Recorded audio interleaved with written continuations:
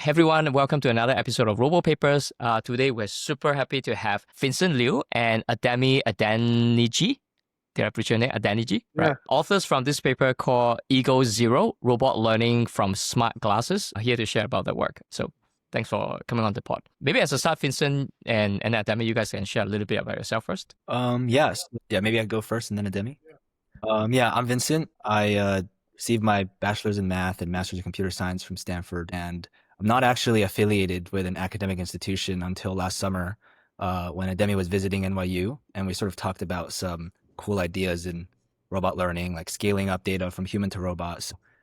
Sort of started going in, and with the support of Lero, we were like exploring this direction for the last year. Yeah, Cool. I'm Ademi. I'm a fourth-year PhD student at UC Berkeley, studying with Peter Abil. But as Vincent mentioned, starting around this time last year, I was visiting NYU, studying with Lero, and we were able to explore sort of a number of directions in human to robot learning, scaling up data, and we think came to some pretty cool results. So happy to talk more about those today. We're going to talk about EgoZero, robot learning from smart glasses. Ademi and I are both co-authors on this paper, along with a stellar NYU undergrad. And we recently actually presented this at an RSS workshop. Let's dive right in. So first, let's talk about current robot capabilities and how they don't scale. So teleoperation doesn't scale. It's high friction to deploy robots in diverse environments, and it's bottled by requiring a very trained teleoperator to collect data. And on the other end, sim-to-real exploits the sim and breaks in the real world. And in between, you sort of have like these handheld UMI-style demonstrations, which are, still unnatural, slow, and kind of like in the local optima between the two trade-offs. And so basically what we need is higher quality ground truth data at scale specifically. And we sort of like felt that neither of these approaches really sufficed. And we think the answer is sort of all around us already. There's already 8 billion people on the planet doing work all the time. The analogy is like to the digital internet, where this would be the greatest corpus of training data for embodied intelligence ever. And it is constantly renewing. And so, we sort of like to say that human data, like the real in the wild from egocentric point of view, is like the renewable energy or like the most scalable source of robot data if we can figure out how to learn from it well. And for people to collect data in their natural embodiments and environments, the data collection setup must be both minimal and ergonomic. So for example, the most popular teleoperation approaches in the top row, they don't scale because they're not really ergonomic and they're not natural, and teleoperators are doing this not in their own embodiment, which requires like some skill gap and some training in order to actually collect data well. And in the bottom row, there's some like recent work of human to robot learning, which also sort of each one of these comes with sort of an asterisk, right? Like you have DexWild where you need to wear gloves, AR tags, wrist cameras, or you're assuming that you have stationary cameras, or even in the like the previous smart glasses work, EgoMimic, they need to co-train with teleop data. And so, in all these previous works, you need to make assumptions about your data collection setup. And our goal was to sort of like, how can we actually design the system in a way where you can make basically no assumptions about your environment? And so really conceptually, EgoZero builds on point policy, which is a work that came out of the same group by Sedant and Lero. And basically in this paper, they sort of define this unified representation space so that you can represent humans and robot morphologies in a single space. This way, if you define it well, in which case it's 3D points, you're able to collect data in one, represent it in this space, and have it transfer to the other morphology. So this is exactly what they do. The process is they label some 2D points on an expert image, map these points onto each demo, and track them throughout the demo. And then in point policy, he uses 2 cameras to triangulate these points into 3D. And this triangulation is used also for detecting these hand key points. So he uses like some basic hand model, and you're able to triangulate these into 3D. And so before going into like, I guess, the egocentric setting, we should talk about why these 3D points are good and like the benefits of these 3D points. First is that they are morphology agnostic. So you're basically encoding like very sparse geometry and correspondence of the object, and also like the location of your end effector. And like these concepts are applicable in both human data and like robot inference, I guess. And then also, because now your policy learning problem is a 3D to 3D mapping, it is very easy to learn and very easy to apply data augmentation in this very linear space. And because there's correspondence, the object pose is encoded explicitly where your points are ordered. And yeah, so like in the vision-based like VLA approaches, you would kind of have to learn this information through data. And also, like the 3D to 3D space avoids this difficult 2D to 3D learning problem, which is kind of inherent to all these vision-based methods. Yeah, and so the main contribution of EgoZero is building on this unified 3D representation space. We can show that it works in a zero-shot setting from egocentric in the wild data. And so these are some videos that you can find on our website as well. So I have So a question before I move on. So like I love the point policy kind of like representation space. I think it's really cool. But like one issue with those kinds of things is always like, what if the morphology of the robot is very different from the human? Now, what do you think about that? So like for example, like your Franca there, right? Like I have 5 fingers. The Franca only has 2. How do you handle that? right, I think like that issue sort of is also present in teleop where you're handling that in a different point in the stack, right? And Right. so yeah, so basically to like retarget anything to like a gripper setting, you know, when you're teleoping by like a band manual gripper, you're also you're making assumptions about the tasks you can solve and how you're collecting the data. So in this work, it's pretty, you know, we just retarget like the midpoint of the index and thumb to like the midpoint of the gripper. Just more so because we just wanted to demonstrate that, like, you know, this concept works in an egocentric setting. But you're right, like going forward, you know, maybe we can extract end effector positions of all 5 fingers and then retarget that to a dexterous hand. Yeah, makes sense. Yeah, I can see in your videos that at least from those that on your website that I can see, like, if I'm not wrong, you ask the person to kind of like pretend his hand is kind of like a gripper, right? So it's maybe a lot easier to just tell the guy what to do, like, you know, imitate a little bit like the end. Is that intentional? I assume it's intentional. Yeah, To that make was definitely bit slightly easier. intentional for just mainly because, like, again, we're sort of proving the concept of this. Mm. And in our work, there's many open directions of improvement for this, right? Like, one is that, you know, we also don't, as a result, learn the rotation of the end effector of the Franca. And so therefore, you know, like if you go the extra step, you know, perhaps you can also extract the rotation of your hand based on the hand model. But we sort of like, there's already a lot going on to sort of get this proof of concept to work. Then we just wanted to show that, basically.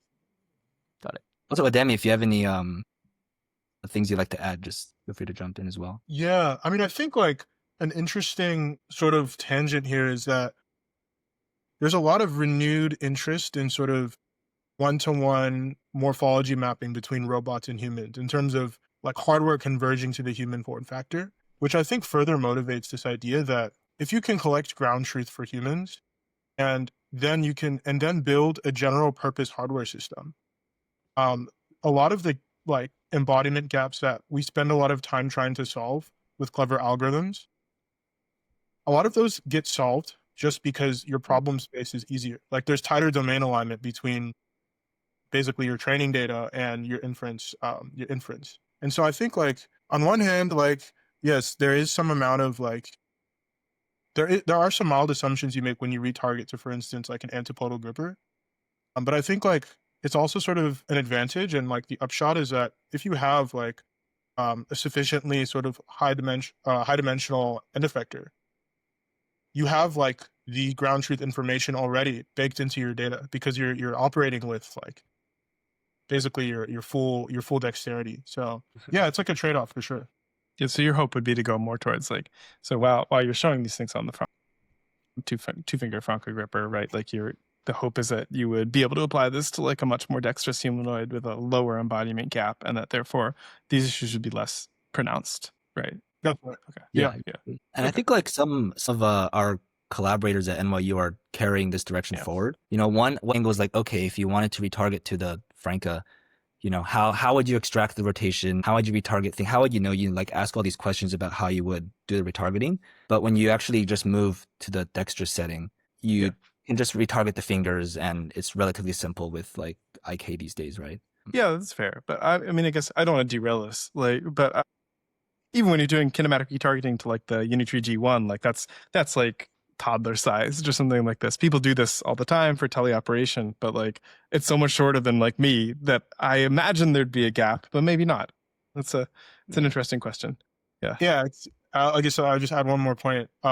Yeah, I think that's a great point. Like scale does matter in terms of like literally the size. I think like because so much of what we're looking at is dexterous manipulation, like so long as your full body, like whole body control works and your whole body IK is working, like as long as the hands I think are the right size, you sort of are already almost there. We actually tried getting this working with the Allegro hand. And the kinematic retargeting there is just super, super complicated because, you know, like you can't do it joint space wise because like the forward kinematics are completely different. And yeah, like sort of that's like I think an exercise in futility. So we moved to the gripper and now hoping like hands are more one-to-one with human hands moving forward in terms of size. Yeah. I also think like there's a benefit here for representing things in 3D in egocentric frame, right? So you're basically what you're asking the policy to do is sort of predict movements of 3D points in a 3D space, you know, and then in inference time you sort of like can arbitrarily, as we show, like sort of put this camera somewhere, and then if the policy is well trained, like you know, it would just be sort of what Ademi's saying, like a full body retargeting there, and hopefully like relatively morphology agnostic. Makes sense. Okay, should I continue here? Yeah. So how do we collect data? Oh yeah. So exactly. So now we sort of get to the meat of the contribution of the paper, which is how do we collect 3D data from smart glasses, specifically the Aria glasses. So the Aria glasses have very good SLAM. You know, it has two visual inertial cameras on the side and RGB fisheye on the left side. And its software package is offline, like a MPS service, basically comes with accurate 6DoF hand poses. And like these are both really accurate, like as we sort of played around with it. However, the downside to the Aria glasses, at least the Gen 1, I've heard the Gen 2 is, you know, is a slightly more amenable to some of these Gen 1 drawbacks. But at least the Gen 1 glasses have minimal FOV overlap between the SLAM cameras, and also no like ground truth way of getting depth. And so, you know, the two like most standard ways to get 3D information is with a triangulation or like with a LiDAR or something, and the Aria glasses did not provide either. And so this is sort of like the main problem we had to overcome. I'm curious, I don't know whether they have ever publicized it, like roughly how much do these cost? Like if you were to get more of these, are these like regular like smart glasses pricing, like $200? Or is it like I don't know whether you're able to share any of this or whether I they personally have no published this idea. before. Oh, okay. Yeah. I mean the Aria glasses are sort of like the research, like the R&D version of like the consumer product, like the Meta, like Ray-Bans, and now like I think they have Oakleys. Yep. They're much more sensor complete than the consumer grade version, so I imagine much more expensive. But I don't have a specific number. Yeah, I would imagine they feel like they'd be expensive though, to be honest. Yeah. I'm surprised though that the Ray-Bans are like a regular pair of Ray-Bans, or maybe Ray-Ban just overpriced in the first place. I think yeah, they might just be slightly expensive in the, I don't know, like 150, I think, just the normal ones. But anyway, I mean, sorry. the Quest 3 Yep. is $300, right? So that's like an upper bound, I would think. But I don't know. I feel like Oh, you think it's upper bound? I don't know. My guess is that this is depends. Because if you are trying to squeeze into, I don't know. It's Yeah, I think the miniaturization might drive the price up. Yeah. Yeah. But the Quest has the compute and the screens. So this is also a tangent we don't need to go with. Yeah. Should get the Aria guys on the podcast next time. Yeah. Yeah. You know, because I'm just thinking, I mean, ultimately all this thing, you know, to your point, your earlier slide is to scale this, right? And if, you know, Ari glasses or form factor like Ari glasses, which is like slightly more fancy, let's say smart glasses that can do SLAM well, then, you know, the cost become a important bottleneck. But anyway, we don't have to go there for today. Yeah. I'm just curious if you know. Okay, cool. Sorry. Yeah, okay. So sort of proceeding with the method then. Like I said, like conceptually, this is inspired a lot by point policy. So, you know, we start out with the same sort of procedure where you label a set of 2D object points on the training image, like this is like the expert image, and then you map these in 2D onto the first frame and throughout the demonstration for each example in your training set.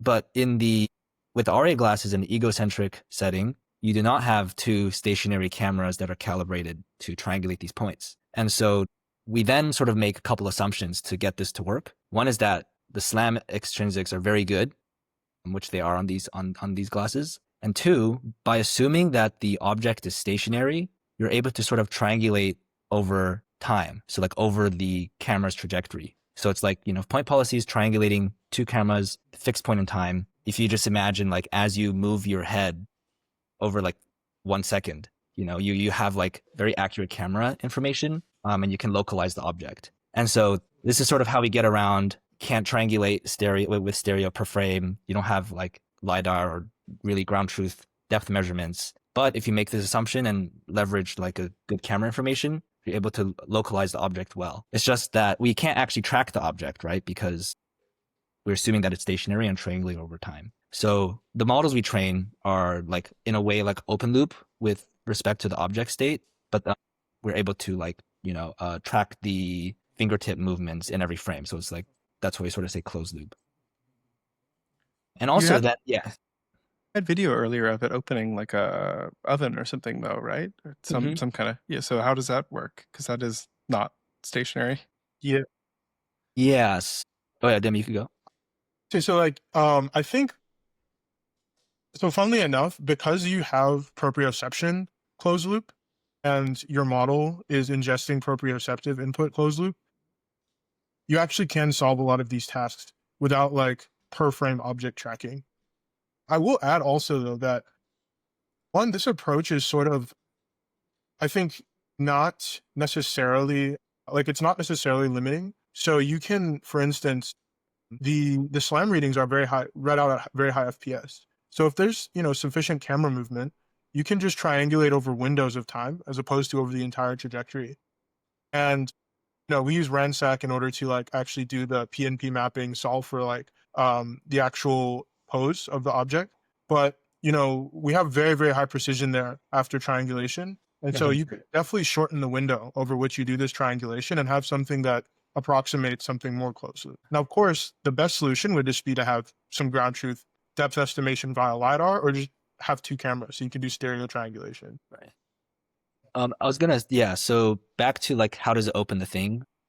In our ablation, or I guess baselines, we sort of test against a method where we just predict like a 6-point trajectory, and then just execute it. And so it's still able to do that, right? So it's not so much like, if you can't track things, how do you open the oven? It's just like, I guess maybe your question is more, maybe I'm not understanding your question. Yes. Yeah. So that's, in that case, opening the oven is open loop. You wouldn't like be able to respond if the oven got jammed, I guess. That's what I would imagine then. Okay. So basically what the model sees is like a snapshot, like summarized with like 3D points, and then it goes and knows where, so it's kind of like memorized where it is, right?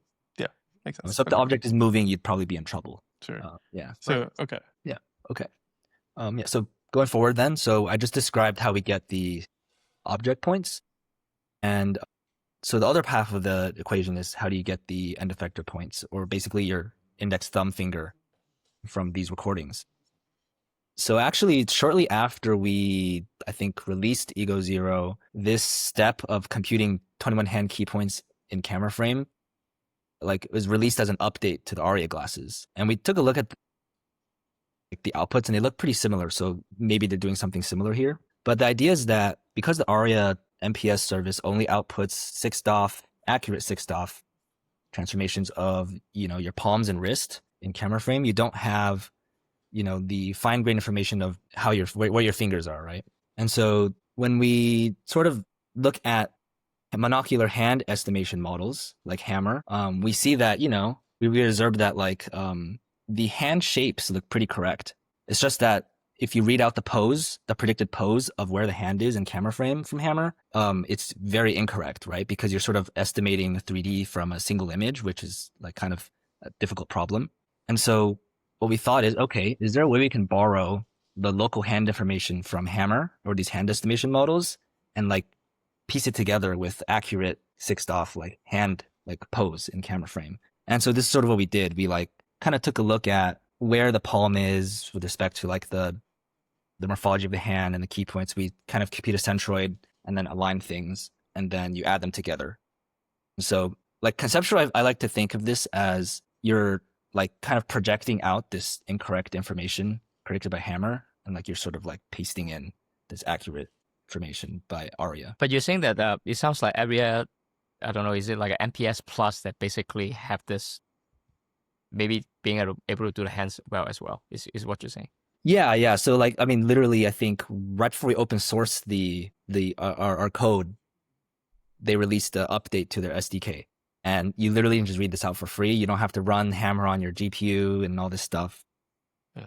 But like the sort of like qualitative assessment of the two outputs look pretty similar. So I would imagine if they have like access to the whole hardware system, the stereo cameras and SLAM and everything, it probably wouldn't be too hard to either like do what we did or have a version of Hammer that is more accurate because it's like with stereo and with camera information. Yeah, that's kind of like a general theme we've felt like post this project is, a lot of these hoops that we had to jump through are pretty easily amenable, right?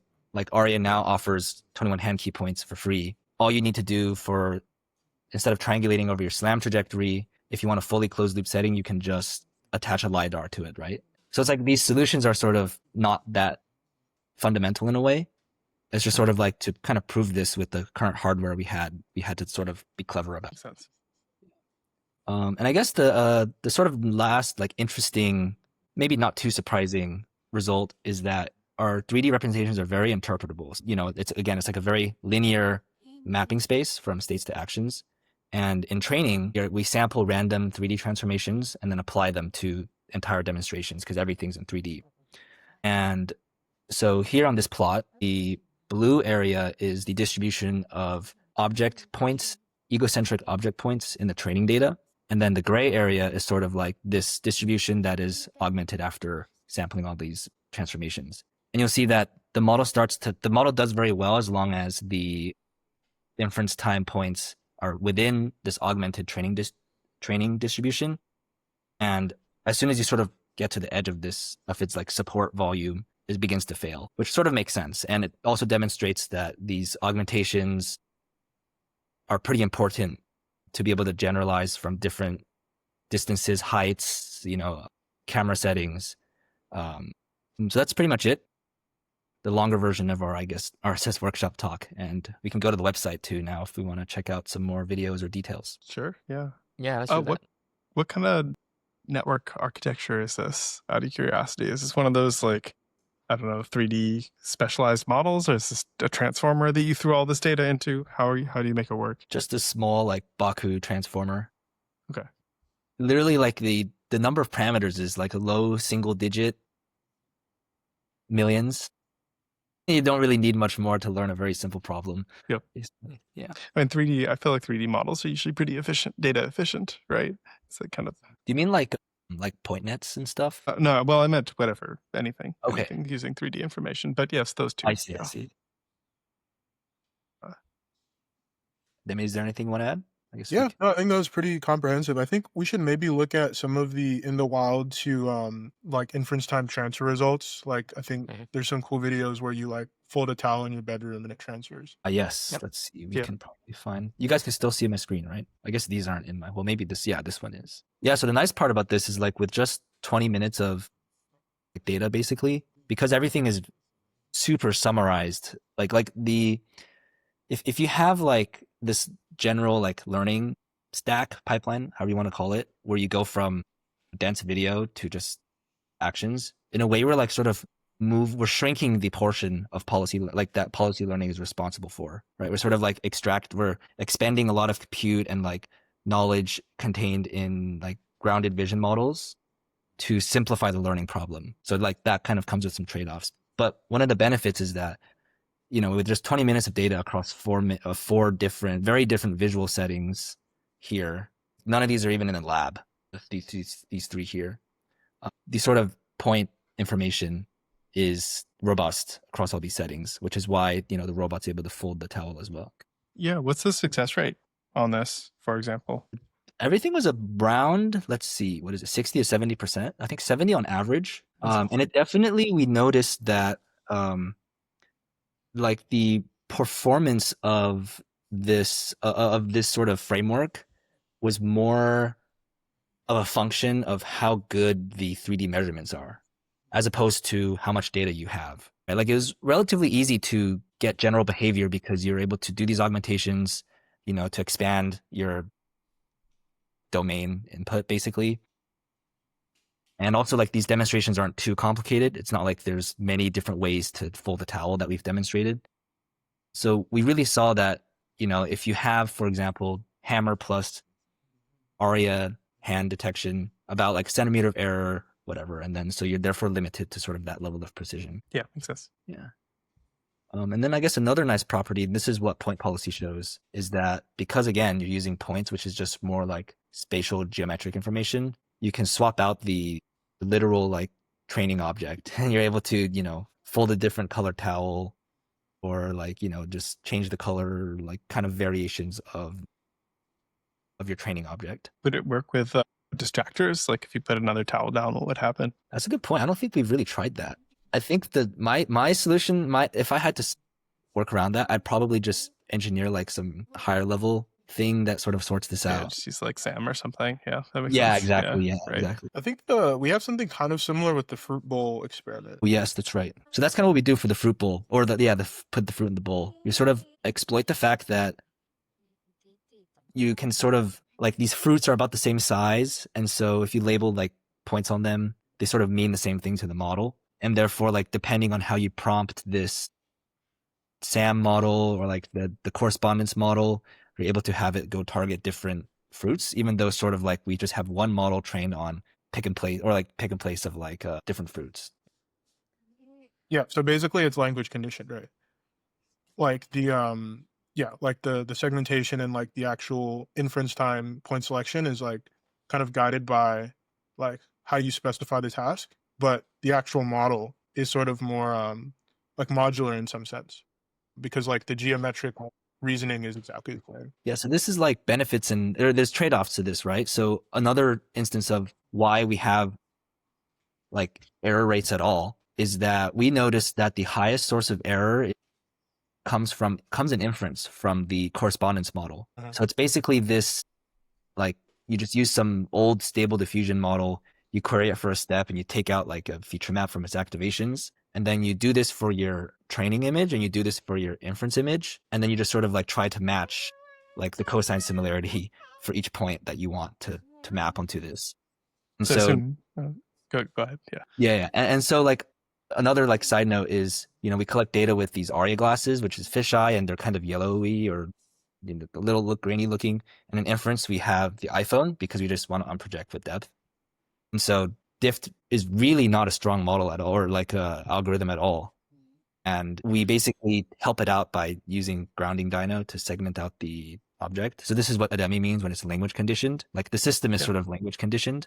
So we segment out the object with dyno, which works pretty well. And even like when you run DIFT on the segmentation, sometimes it gets the points all wrong, right? So it's like jumbling up the correspondence information, or basically the orientation of the object. Yeah. And then sometimes with the iPhone depth map, which is very low resolution, if your points are near the edges of the object, maybe the depth map flickers, and so all of a sudden you're reading a point that's like 30 centimeters further. And so it's just like this kind of like system level thing, which is maybe in a way a drawback of having like a not fully end-to-end setting. Yeah, that makes sense. Well, you could always like train your own point correspondence model or something like that. I guess that obviously out of scope for this paper, but do you think that's like the way forward to best improve performance then? Again, it's like one of those things where that might be optimizing or like trying to push a local optima. Sure. Yeah, me too. If you want to speak to, like, we were thinking of like some extensions of this in a more foundation model setting, and we realized that correspondence was probably one of the things that had to go first. Like to remove it, not to improve it. Yeah. Okay. Yeah. I totally agree. Yeah, I think ideally you break the correspondence completely by basically learning invariance in like your training. Like, so yeah, I think like the next step here would be basically, can you basically not have the system rely on correspondence at all? And still train for points, but like break the strict requirement that like, the first point corresponds to like, something semantic. So instead your transformer is learning like sort of something more geometric and spatial, as opposed to sort of like having to keep this like specific ordered set of points consistent. Right. So there's a very practical reason Yeah. for that too, and it's that when you have this correspondence, you're basically for each task defining like the finite set of points that is fixed for that task. And so, even if you had 5 points for your bread, 5 points for your oven, the point IDs like wouldn't actually mean anything. Like it wouldn't transfer across these tasks. So you'd sort of have to get rid of this in a way to train a multitask policy that's more than just like a expert whatever network ensemble. Yeah. And so the issue kind of with I agree with Ademi too. Like you kind of want to absorb this pose information and like more implicitly, ideally. And so I think maybe the reason that might be hard would be that you don't like the world doesn't necessarily have that much dense, diverse 3D data to learn these things on, right? And so that's why VLMs and VLAs have done so well. It's because the image modality is much more rich and there's much more data and it's much easier to get. But, you can't really have like a swap out the images for point clouds and train something at maybe that large of a scale that will actually learn correspondence well. Or at least I feel like it's unclear how much scale you would need to get there. And so there's been a lot of work lately, actually, shortly after, again, we released EgoZero, where there's a lot of like now variations of VLAs. I think, Chris, I've seen you retweet a couple of them where it's like infusing VLAs with 3D information. So you're trying to get the best of both worlds, right? Yeah, that makes a lot of sense. Yeah. I have a question about the trade-off, I guess, between this kind of smart glasses way of collecting versus something. Well, definitely, I think it's everyone knows how painful it is to do tele-op with real robot data. But I'm just thinking something like Dex Umi or Dex Wow, right? This kind of project. It seems to me it's like a small hardware thing that they could be a glove or maybe like a QR code thingy that they put on the wrist. I wonder if by doing that, I mean, it seems to me it's not that much more inconvenient in terms of a UX for the human. And I wonder if those I'm trying to think what is the trade-off, right? Why don't we do some smart glasses with the Dex Umi stuff if the Dex Umi are quite easy also? Or do you think actually there is benefit to using actual human hands because the human hands can do more things? Like, what do you think of that? Yeah, I think two things. So for one, I actually would beg to differ in terms of the ergonomics of just using your hands, which you're sort of kind of like maybe evolutionarily pre-trained to just do, like operate within your own embodiment. And also people are just used to doing like by operating their everyday lives. I think there is a gap there in terms of latency. And I think it's also pretty difficult to convince people to use instrumentation that occludes their natural function. So I think, yeah, there's a gap there. I think there's this point about you want really precise and like sort of high upper bound ground truth in your data. Like you want your data to be pure in some sense. And then you want your algorithms and your models sort of push towards that ground truth and approximate it as closely as you can. And I think once you start integrating like more instrumentation, you sort of reduce the fidelity of your ground truth. And I think that this can be constraining. And yeah, I think like the other piece there is, just in terms of scalability, right? Like I think we've got lots of data online on the internet of people operating within their natural morphology that while we don't actually explicitly use in this project, although we do use hand tracking, which is trained on those large data sets, I think there's like so many interesting directions where you've got like a small, maybe high fidelity data set with like super accurate 3D information, and you couple that with like large scale internet kind of like, let's say dirtier data, but that still has that sort of like ground truth in terms of it being like humans actually doing things as they naturally would. And so, yeah, I think like gloves and like these sort of like appendages that people use are like interesting directions, but yeah, I think like we should really focus on trying to preserve the fidelity of our ground truth as much as possible. Makes sense.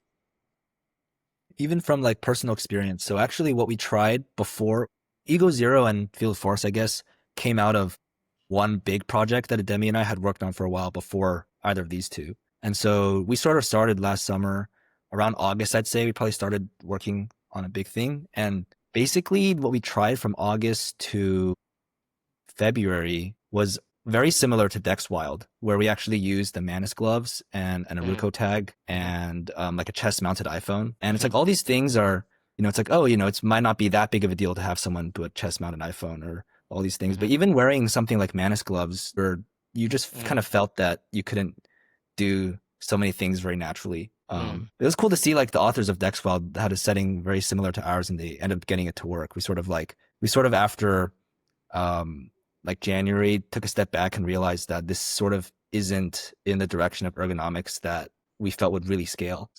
So just because Ademi mentioned it, do you think that this is you're going to be able to leverage like YouTube video data at some point in the future, or do you think this kind of because it is like an obvious strength of this approach, right? Like this is much closer to like what you would get from just third-party data. Like how much do you really need the ARIA Slam kind of toolkit here? I'd say with the second part, at least with the ARIA Slam, this is like the Slam is also used for, in addition to how we use it to get all these point informations, it's also used for just projecting things in a fixed frame. And I guess, and so like that is probably pretty important for inference, right? Where your robot's not really moving, or at least it starts out like in a certain spot. And I guess that question is more like, there's like a broader question maybe there, which is like, how important is this camera information? And I feel like that's the downside of YouTube data, is you kind of just have unknown camera information. So if you really are trying to extract accurate 3D like proprioception, that will be very hard to do. Right. Well, certainly if there's like cuts or whatever, you can't pull from that video. But like, I was wondering if like structure for motion, you could get an accurate enough camera pose that you'd be able to do this, or if that's just like, you don't think that's there, that technology is too far off. Like, I think, yeah. I mean, my view is we've tried to get structure for motion working for a really long time, and people have spent a lot of effort trying to get really precise extrinsics.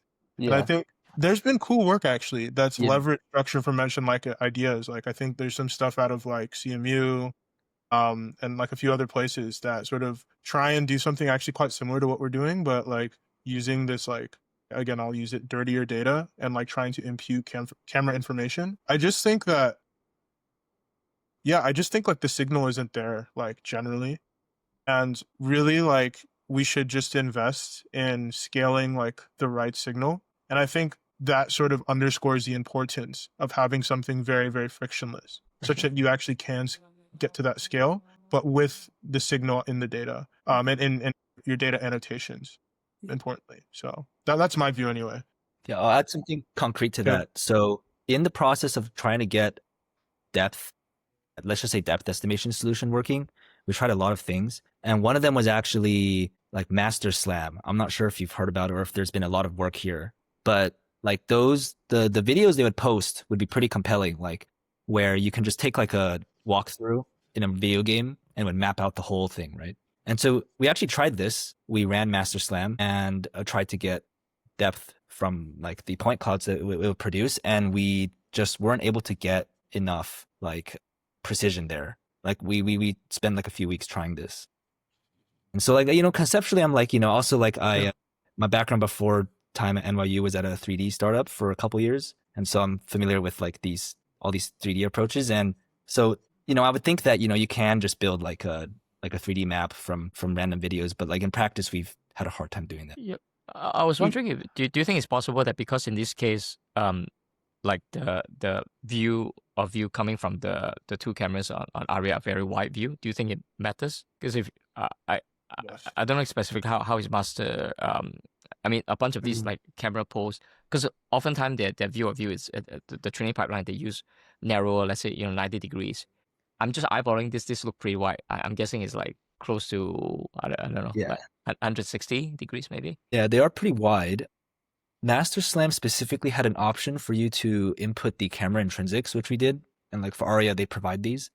I see. And I guess you have like your KD whatever distortion coefficients, and those default to 0. Which in the fisheye you have high distortion. So we actually undistort the image, but even if you undistort these fisheye images, they don't look very like pinhole-y, you know, they still look pretty warped. And so I feel like this might have been an issue. This might have been like a reason why, you know, when we try, you know, using like a binocular depth estimation model and we ground it in like Ruko tags in the scene or even master slam here, maybe these are reasons why like those methods don't work so well, because the camera is like it's like very distorted, right? But also like I guess another aspect of the fisheye lens is that it's actually very nice because it minimizes occlusion. So, you know, like as I'm grabbing the fruit here, it's pretty much not occluded until you actually cover it with your hand. Again, I mentioned like Ademi and I had tried a setup similar to DexWild where we used the iPhone, a chest mounted iPhone.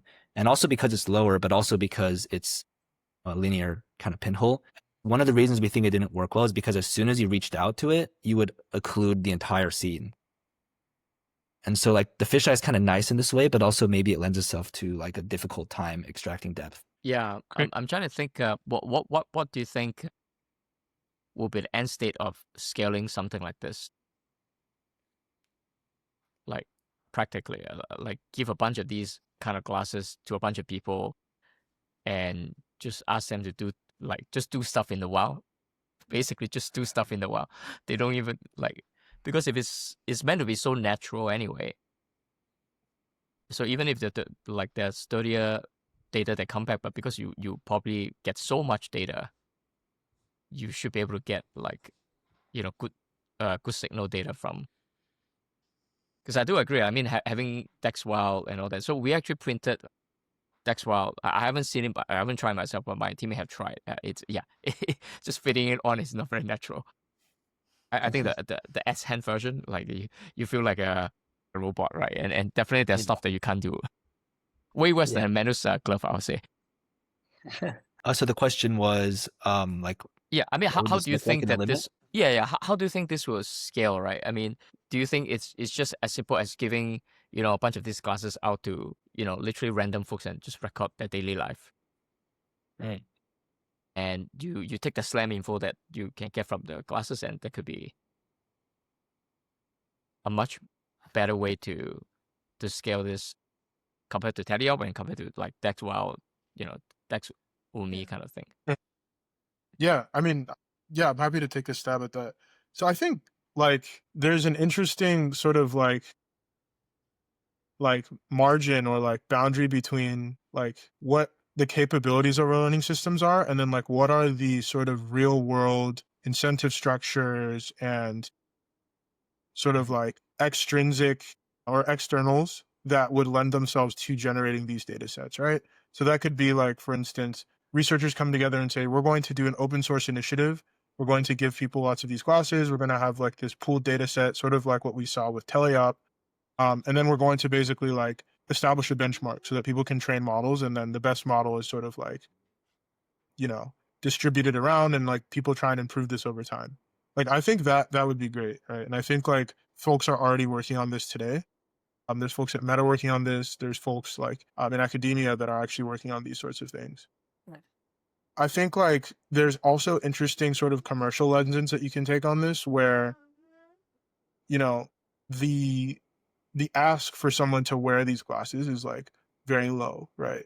Compared to maybe like more traditional approaches, or even like the last generation of like sort of robots in the world, where they had to be pre-programmed by someone. Someone had to like know how to program a robot to get them to be useful. Now it's, hey, do your normal job or do whatever you were doing before, but wear these glasses. And then like everything else after that is sort of like a data-driven system. So I think like if you can tie data collection to some application, some incentive where, you know, people are maybe going to be able to just do what they normally do and have that data feedback and improve like aspects of what they're already doing via like sort of like robots that are operating in amongst them and learning from them. I think that's also a virtuous sort of data flywheel that you can build, right? And like, you know, your incentives are are aligned now. Yeah. So I think like there's a lot of different ways you can come at it. But I think like our job as researchers here was to sort of like paint this picture of like what you can do at the limit of ergonomics, and kind of, we're hoping, create more sort of buy-in from the rest of the research community around like this particular form factor for collecting. Got it. I'm curious, like, I mean, I've never tried the Aria glasses. I mean, it does look like there's a big box here. I'm sure the future versions are going to improve, but like, how many hours, like, can you wear it the whole day? Is it like similar to the Ray-Ban kind of glasses? Or they're still kind of heavy? I want to say they ran out of battery after recording after maybe a couple hours. So I see. they're So that's definitely the not. limitation, the battery. I see. Yeah, I mean, we Okay. recorded sections of data much shorter than that, but I think it was something. It wasn't like a whole day for sure. Got it. But it's at least in terms of ergonomics, it was never a bottleneck. Like you never feel like it's not a wearing VR glasses like a Quest. After half an hour, you need to take it out. Okay, cool. They actually feel like just normal glasses. They're like a little That's bulkier. awesome. Like the frames are thicker, but they just feel like normal glasses. That's awesome. Cool. Yeah. I was also gonna add maybe to Ademi's thing, like emphasis on the alignment of incentives. But I think like a cool, like one way to do that I guess in between both options Ademi mentioned would be maybe if there was a world in which glasses were like the intermediate embodiment of AI, and you could wear them and you have like it's like the Ray-Ban thing where you have like assistants in there and stuff. And so while people are wearing them and recording things, like they would also get utility out of them. I think that'd be a pretty difficult, probably cultural trend that you'd have to crack. But then everyone would be wearing them, right? Yeah, I mean, I live in Singapore, so Ray-Ban, the Meta Ray-Ban is not so yet, but I have a 2 Meta Ray-Ban because I love the idea of so much. But they actually haven't turned on the Meta AI in Singapore yet. But when I'm in US, I will use it, right? Like it's I find it just so useful to have an assistant. And then, have a camera can see what I'm saying. And so I think whether it's Meta and all this, they will all have some kind of form factor that's basically cameras on the head. So it's just so easy. Like I find it taking out the phone is just too difficult. It's too troublesome. Maybe it's first world problem. The fact that I have a decent phone. But the ergonomy is just so easy. I just speak and then ask, and I think having the utility just will get a lot more people to wear these kind of smart glasses. And once society accept, okay, you are just by default turning on the record anyway to let your AI see, so must well just press record and then contribute to a new data set. So I can totally see that kind of future. Yeah. Then maybe you don't even need to incentivize, like pay people to do it. Like, people would just want to have a device on their head for utility, reasons. Possibly.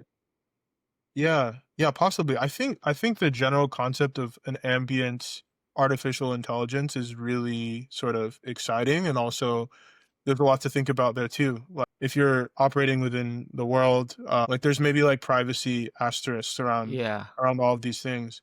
Yeah, I think like as far as incentives go, like I think maybe the way to start is to sort of like think about what is like sort of the natural end of like the AI system you would build on top of this sort of data, right? Like so in this case, we're doing like we're moving towards generalist manipulation. That's sort of like the North Star, right? And so, what are who are like stakeholders or people that would benefit from like this sort of data and these sorts of models, right? And then they in turn would be incentivized to collect the data because the outcome or the output of whatever is being built is sort of like is benefiting them already, right? Like I think, and then also you're worrying less about privacy because there's like, I guess, a common understanding between the technology user and the technology developer about what are like sort of the parameters of the use of the data, right? So yeah, well, I think the ambient AI direction is maybe like something really cool for the future. I think like there's some like practical maybe roadblocks there. Yeah. In terms of like privacy and other things. Yeah. I'm gonna add to that, like a cool direction would be, if home robots, home humanoids were like even somewhat capable. It's like the cell could be that all you do is put your glasses on, and if you do stuff in your house, your robot will end up learning them from you as well. And so it's like a very nice way to sort of transfer like human intelligence through like this ambient intelligence into like an embodied intelligence. Yeah, I mean, I'm definitely maybe the minority. It's like so I have devices like this, right? Like basically just record what I'm talking and then just transcribe. So I mean, like I said, I got a bunch of Meta Ray-Bans. So but I believe I'm the 1% maybe. My wife thinks it's very creepy, so I don't use it anywhere near her, right? So. And she definitely don't allow me to like film when my kids are around, privacy. Yeah. So even at home, right? So I think there's all these social constraints for sure. I do have a question, like jumping back to the earlier chat about teleop, right? Do you think there's a version of the world where, let's say, okay, something like this, I take your point, okay, maybe this is going to scale way better than something like Dex Umi. How about teleop data though? Like, do you think there will still be a role for like teleop data with real robots to kind of do maybe the last mile, maybe co-training? Yeah, I guess I have a view on this, and then maybe Vincent, if you also have a view. So I guess my perspective is ultimately, in order to get, I think, superhuman embodied AI and really the capabilities that I think we all dream about, like, and we see in sci-fi, I really think you want autonomous real world learning. I think the sort of like learning, I think for me, in terms of like the research I've done, is, exploration is a key problem in AI. And, a lot of our reinforcement learning algorithms are sort of built around the assumption that our exploration algorithms are somewhat efficient and we can get sort of like data that's surprising, or it's sort of, there's high bits of information to learn from. I think like once we can get into the regime where we have some sort of prior or inductive bias around how to operate in a very basic way in the world, I think we then want to be looking towards autonomous learning in order to like push the manifold of manipulation and hopefully have robots be able to even exceed our own capabilities. So I guess to answer your question directly, like I think like I'm like less sort of like the big question in my mind is not, okay, like, are we going to be teleoping robots like once they're deployed, but how can we get into the regime where robots can basically just operate with their own intelligence and be curious about things the way humans are and begin to autonomously develop sensory motor capabilities? I think that's sort of like the end game here that I'm like most excited about. Yeah, I generally agree. I think like I agree with the sort of breakdown of there being like this bottleneck, which is chicken and the egg problem, which is how can robots efficiently collect and explore on their own, or collect data and explore on their own. And I think I actually had read one of Chris's Substack posts, and I kind of agree with this, which is like it's not necessarily is it human data or sim data or teleop data. Like there's probably efficiency gains that like each of these possesses. And I guess for our perspective, it's like how far can you get with just human data? And, because that sort of has some nice properties here. And so for the second part, after you're able to get like this very good base model, I like largely, I like largely agree with the idea that, okay, then your robots are autonomous enough to go like explore and learn on their own. And I don't know, I kind of like that idea, but recently I read like this limits of RLVR paper, which I've been sort of thinking about. And this is sort of like a language model paper where, you have this idea of a base model that is very powerful, and you then sort of put it in a RL training on tasks where you can verify like success or not. So it's like coding or like math perhaps. And what they showed is that when you start with a strong base model, which is kind of like a requirement for efficient exploration, and then you sort of like train it with reinforcement learning in like some simulator, they showed that RL basically doesn't produce any new like superhuman behaviors in a way. And they sort of demonstrate this by plotting they increase the pass.k of these base models. So basically, if you just let the base model retry like 100 times, it ends up performing in many cases better than the RL trained model. And so, I don't know like what, if we're not even close to like that regime in robotics, I suppose. But in my head, I'm like, okay, maybe practically there's again some algorithmic things that would prevent you from just this idea of once you're past the chicken and the egg problem that you can just do RL and you become superhuman. It's like maybe that does exist, but it's like that the point at which you do that, you might already be hitting like 5 significant digits of like nines, right, in your success rate. I do think that was a super interesting paper, but at least in the robotic space, I feel like in language, they always have RLVR is always like discrete success terms, right? Which we never use in robotics for RL, right? Like it's like you can always like penalize energy or speed or something. Like it should always, I'm more optimistic about robotics RL, I think, than that. But I mean, what to say it doesn't have its limits either. Right.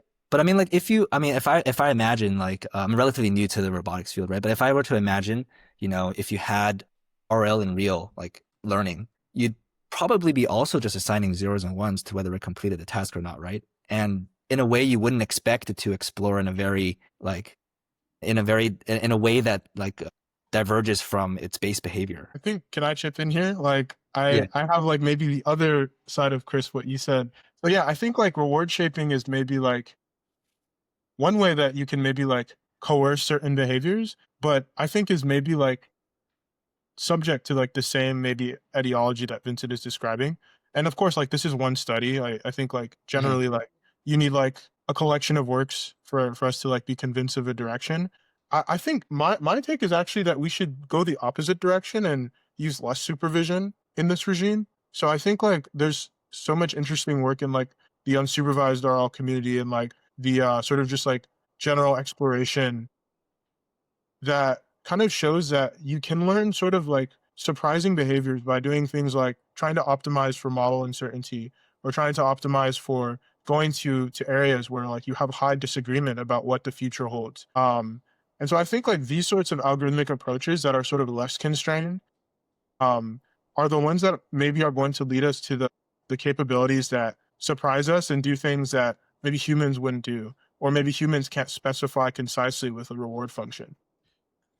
But again, you do need a really good prior because these methods are like, not only are they RL methods, but they're also like without sort of a direction in some sense. So the exploration problem is very high dimensional and inefficient. Wait, so Ademi, what do you think would be missing from, like, the limits of RLVR work, right? Where it is, you're able to explore efficiently because you're in a simulator effectively, and you are allowing it to discover things by just kind of, I'm assuming they do like some form of sparse rewards. But then again, they show that it's not actually able to explore meaningfully. So maybe that's the problem. So verifiable rewards are things like does your code compile, right? So they're always fairly like what we would consider sparse to be in robotics. So they don't solve they don't do anything on the exploration side, which I think is the important thing to remember. Whereas like in most RL robotics contexts, your reward function does help exploration, or you have a prior or something, like if you're doing a motion policy prior that'll like guide exploration. So it's a I don't know. I don't know much about the language side either, so we'll see. Well, I guess that the other real challenge in the real world is that if you try to really let the robot try to explore in the real world, it's going to run into trouble. And it can't respawn itself, unlike in the simulation, right? So, there's this recent paper also from this guy, Xiu Hong. I think he's going to come onto the pod soon. About RL, of policy RL. So, I do think maybe, like he said, we also need some advancement, especially on like the horizon for off policy RL. So that maybe some of these we don't have to wait until we have a very, very good, because the chicken and egg is not trivial in my view. Maybe by the time you have it so good, you actually have solved it. Yeah. Which is maybe what the LLM guys are finding out. Oh, the model is so good, actually, you don't need RL.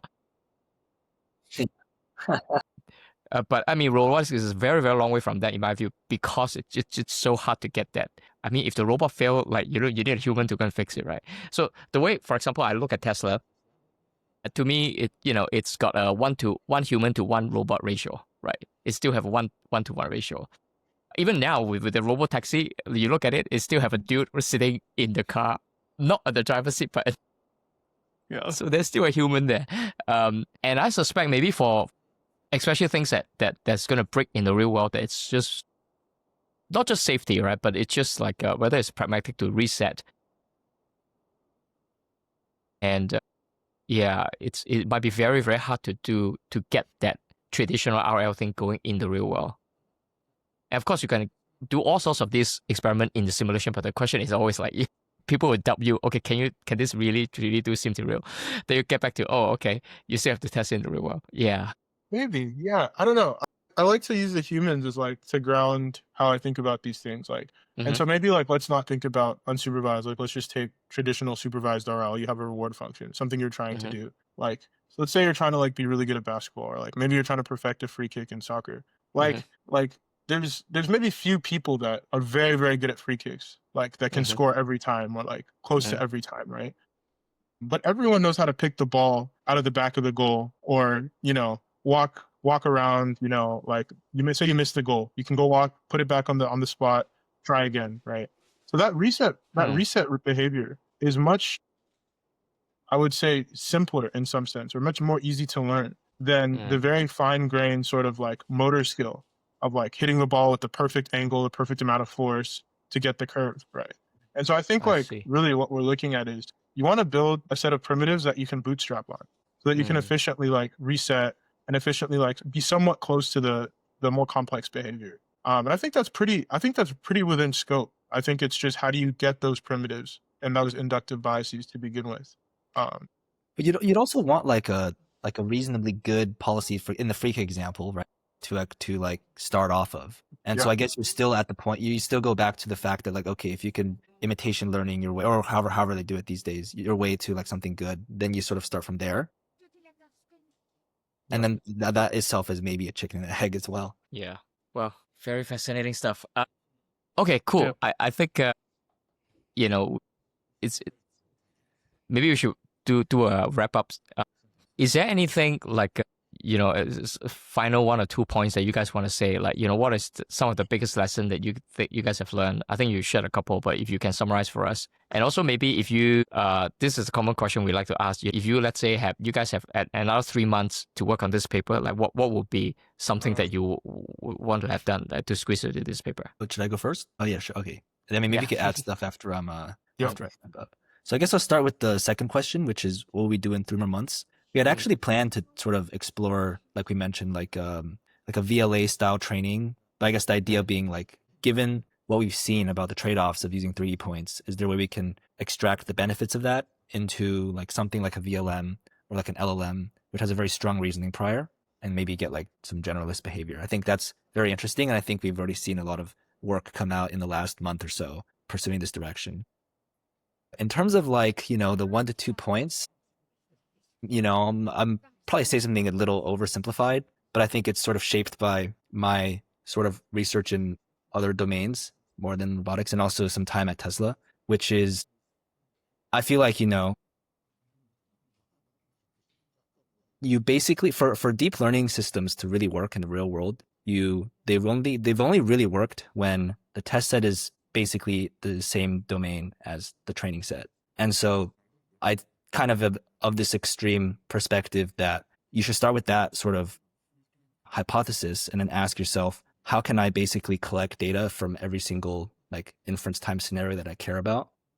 And then you run massive self-supervised learning or behavior cloning at scale, which is kind of what Tesla does. And in robotics, you have this morphology gap issue if you're doing this from the human perspective. But I feel like, those algorithmic things will sort of fall away with time. And so, I don't know, I've kind of maybe a little pessimistic view on research, where if you just do this at scale, at the entire global scale, you will get very far to the point where maybe you would even solve it. Yeah, I think I mostly agree. I think like one thing that's interesting to me from this project is sort of, I think, the learning, I guess, from a lot of the pain of some of the things we tried that didn't work, is that ergonomics really matter. And a lot of times simplicity is sort of like the way to go. Like we tried a lot of things as far as getting like, motion tracking working, like more mocap-like solutions with gloves. We've tried chest-mounted iPhone camera. We've tried real senses, depth estimation methods. Like a lot of these sort of more like bottom-up approaches to getting something like this working. And already at that level of scale, which is research level scale, right? Like we're not trying to get any like robust system working. It's like, we just want to like basically be able to solve a task. And your system has so many sort of points of failure that even getting enough data to train something for a research paper becomes a bottleneck. It becomes a headwind. So I think, the learning here was adopt something much more simple and scalable, even at a research level. Like obviously we care about ideas in research, but I think ideas, a lot of the really important ideas are very simple and kind of like make somewhat dumb assumptions at first, but then we sort of think about the assumptions like, oh, hey, maybe that's not so dumb, right? So I think simplicity. I think one thing that I'm really excited about moving forward that I would definitely do if I had more time is one, yes, totally like, I think exploring the nexus of like 3D representations and all of their like really powerful invariances with internet scale models like VLAs is a great direction that many people are already taking. I think the other thing that I think would be great to see more work in is actually like there's a ton of really good hands coming out that are like really close to the human hand in terms of like size, let's say. And yeah, they're still expensive, I think largely, but it seems like they're becoming more available to the point that we should really like revisit a lot of the kinematic retargeting that we've been doing. Like, let's say like doing a lot of, a lot of kind of hand tuning because the hand is like super big, right? Like if you're using an Allegro or like a leap hand. And like, let's see how well things work with like a hand that's like more similar to the human hand. There's a project out of Leryl's group called Ruka, which basically like a few students basically built an anthropomorphic like hand that's like pretty close to the average hand size of a human, and showed like you can do these like it's tendon driven, so you have to do some learning to actually do like your inverse kinematics. But I think like just having something more one-to-one opens up so many more possibilities for learning from humans and doing things much more like in much more with much more dexterity. And so I think there's ongoing works in Leryl's group, and I think like I think maybe we should really try and like see how far we can get with dexterity with better hardware. If you haven't seen it, you should check out the Sharpa hand, which should be That's on sale exactly later what this I was- year. yeah, 35 to 50K. That thing is Yeah. amazing. A really That's- good piece of hardware. Exactly. Yeah, seen it was some stealing demos. cards away. Yeah, it was stealing cards away. It was crazy. Yeah, it's pretty insane.